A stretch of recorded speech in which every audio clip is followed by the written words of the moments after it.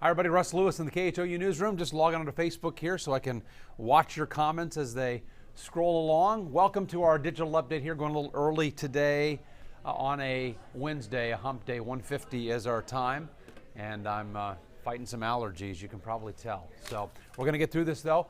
We appreciate you tuning in, and as we wait for some of you to join us here, one of the big stories you're clicking on our website today that we've noticed is tonight's execution that is scheduled up in Huntsville. Larry Swearingen is the guy we're talking about here, scheduled to die by lethal injection sometime around 6 o'clock this evening. He was convicted of killing 19-year-old Melissa Trotter. That would be back in 1998, so it was a long time ago. She disappeared from her college library in early December. Her body was found in January, so about a month later or so in the Sam Houston National Forest, just 19 years old. He strangled her with pantyhose at the time. This guy has avoided execution. He was sentenced in 2000 to be executed, and he's avoided it somehow 5 times already. Last-minute appeals have come through for him 5 different times. This will be the 6th time the state attempts to put him to death, and that will be, again, this evening up in Huntsville. The victim's parents, the Trotters, her mom and dad are still alive, and they say they will be there in the chamber to watch Larry Swearingen put to death. Our Grace White is scheduled to be in the room as well as a witness, and we have her up there in Huntsville to report for us, so you can look for her on the TV side and digital side as well later today with what happened up there. But we'll keep you posted if any appeal comes through for a 6th time for Larry Swearingen. Well, this other story we're going to talk about here, I don't know how to say it. I tried to ignore it online. Then I saw how many of you were clicking on it. So I have to talk about it. Let's just put it that way. It's from Connecticut, from Fairfield, Connecticut. 6 seniors have been arrested there for having sex in a park there. The oldest is a woman 85 years old. So apparently this park in Fairfield is in some city online guide as a hookup spot in the city. And so police saw that, and they set up surveillance, and they say they caught several people doing their thing. I don't know how else to put it, but anyway, 6 people under arrest, all of them men, except for that 85-year-old woman. And we don't have a lot of other details on that, but I see so many of you clicking on our website. It's one of our top clickable stories, so I didn't feel like I could ignore that. Trying to get on. Do I even want to see your comments on this? I'm not sure if I want to respond to what you're saying about this, but hold on one second. We're up on Facebook, right? We are, okay. I didn't get a notification, so I'm going to have to look here and see. The comments coming through? Yeah, we've got a lot of people saying good afternoon, Russ, from Sue and Kristen. Sue, Kristen, good afternoon to you. It's just not coming up on my phone, so I'm at a disadvantage here trying to read the comments if I can't see them. My eyesight is not nearly good enough to look over that monitor. Says OMG with the surprised emoji to that story. Stephen Clark, yes. That's what I said, Stephen, and I I said I'd rather not talk about this actually on online today, and then I looked at the numbers there. A couple hundred people at that moment were clicked on the story reading it. So that's what we try to do here in the afternoons, is talk about the stories that you guys find most interesting. So that's one of my understanding. You see the headline, you're like, what? So what was unclear, it's an Associated Press story, to be honest, out of Fairfield, Connecticut. And what I couldn't tell by reading the story was they arrested 5 men and a woman. I don't think they were all part of the same thing going on. So I don't know for sure. It is unclear. So can we get out of this now? Can we be done with the story? Please? Can we? I don't know what else to say, and there's things I really don't want to say. So let's get over to Erika right now. I told you, Erika, before we did this today, I said, wait until you hear the story I'm going to be talking about before we come to you. So with that, I'm going to hand the baton off, and let's clear the palate a little bit and talk about something else. How about rain? We had a bit yesterday. Do you see any out there for any of us this afternoon? Russ, that was the story that you were talking about. That is hilarious. And now he's trying to change the subject, right? Use me as a segue to get not in trouble, Russ. All right, here's what's going on right now. We are tracking some rain chances going out there. Notice lots of clouds out there, and that's also suppressing our temperatures to the low 90s at least.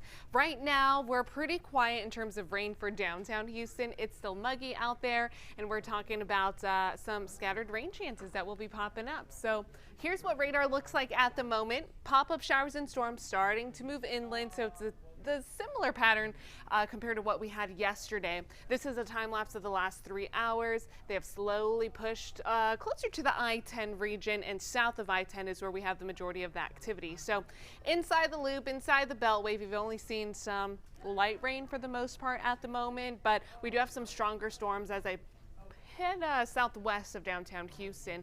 Around just south of Richmond, this pocket of isolated moderate rain is starting to get closer to your area. Now, the good news is that I'm not tracking a lot of cloud to ground lightning with these storms, unlike yesterday. Yesterday, lots of us were able to pick up some thunderstorms here.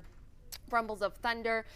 We primarily have pockets of moderate rain. Again, not much cloud to ground lightning, and they're quickly building and then quickly spinning out. So we're not talking about a huge issue across the viewing area, but we do have beneficial rain with this. Obviously, we are abnormally dry, so any rain that we get, we're pretty happy for it. Here's a look at our temperatures though. They're going to fluctuate depending on who's seeing rain. Just about 5-10 minutes ago, Sugarland was in the 80s. Now we'll have another storm push through in the next 10 to 15 minutes. I think that will drop them back to 80. So it really just depends who's seeing the rain cooled air at the moment. And then right now, Hobby, temperatures in the upper 80s. So that's going to help keep us in check for closer to seasonable temperatures for this time of the year. Haven't made it to the mid 90s yet officially at Bush. 92, I believe, is our high so far for today. So we have a good chance of seeing some below average temperatures thanks to the clouds and rain. So your hour by hour forecast, this is this early afternoon. Primarily light to moderate rain is what I'm expecting, but we cannot rule out pockets of heavy rain. The good news, similar to yesterday, is that a lot of these storms are going to fizzle out just in time for the evening commute. So our roadways may be in the clear. This is perfect timing for the rain because we get the rain cooled air before the peak heat of the day, meaning we won't get the scorching temperatures, and then it's not going to be a messy commute. So I'm loving how these rain chances have been coming into play the last couple of days. We have more rain in the forecast though, and a little bit heavier chances as we head into Friday and this weekend. Here's the reason why.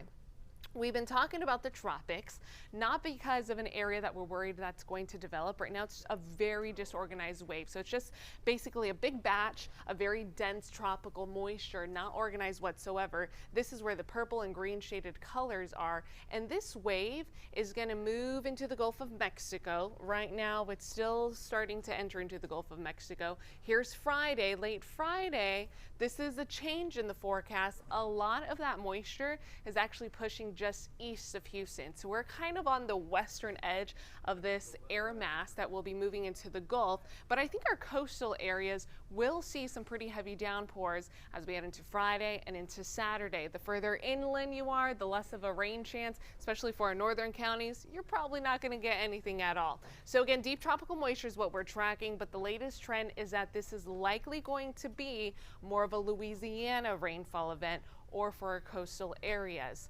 Well, again, we'll take anything that we can get at this moment.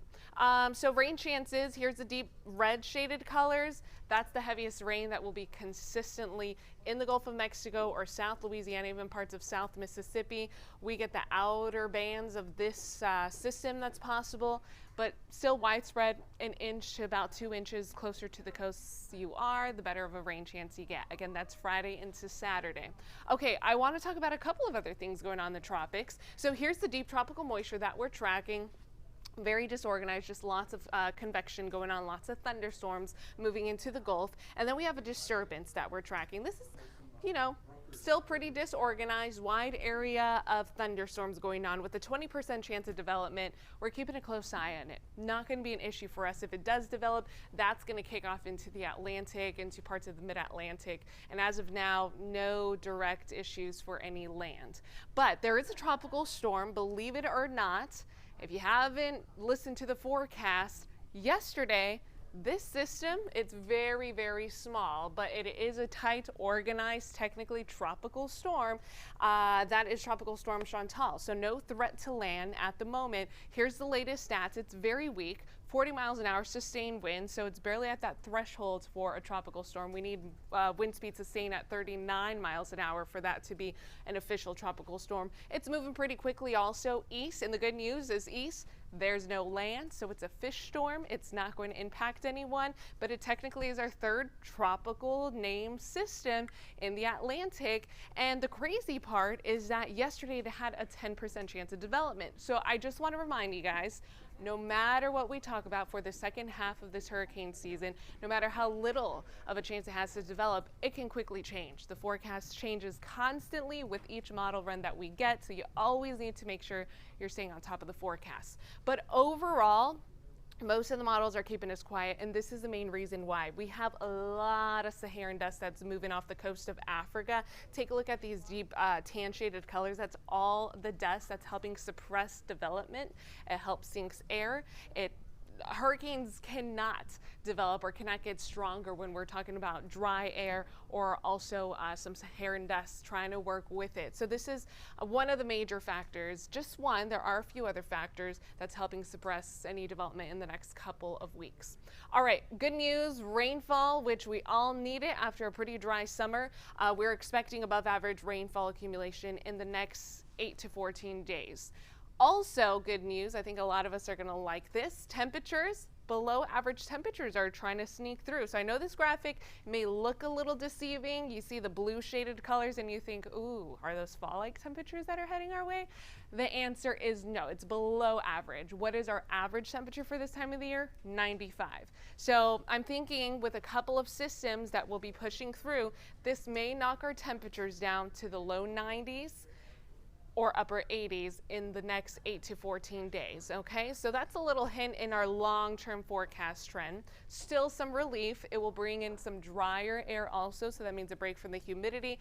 But this week, so in the next 1 to 8 days, we have daily rain chances almost. Keep the umbrellas handy, especially Friday into Saturday. This is going to be the tropical moisture that likely works its way into our area, and we'll be tracking it here in the KHOU Weather Center. So, all right, we will chat with you guys about the latest weather update coming up at 4 on the 411. Make sure you tune in. Other than that, happy hump day. Hope you guys have a pleasant Wednesday, and we'll chat with you soon.